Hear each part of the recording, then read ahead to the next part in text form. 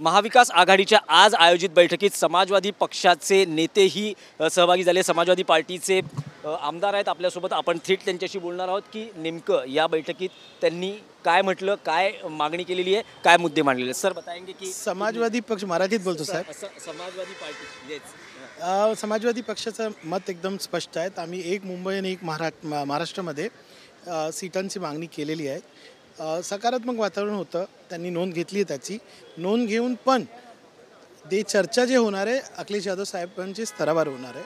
तर त्यांनी आम्हाला कळवलं की आम्ही पॉझिटिव्ह आहात, अंतर्गत आम्ही बोलून तुम्हाला कळवतात।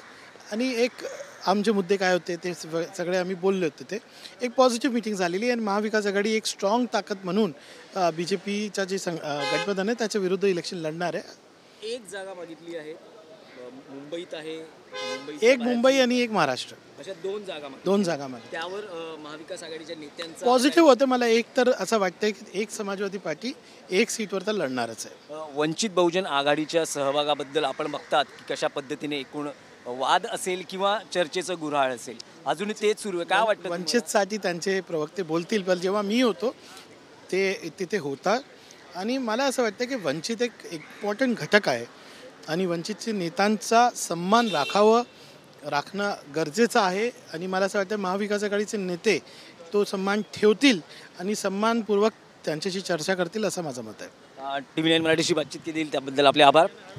Video journalist Siddhesh Dinesh Dukhande, TV9 Marathi, Mumbai.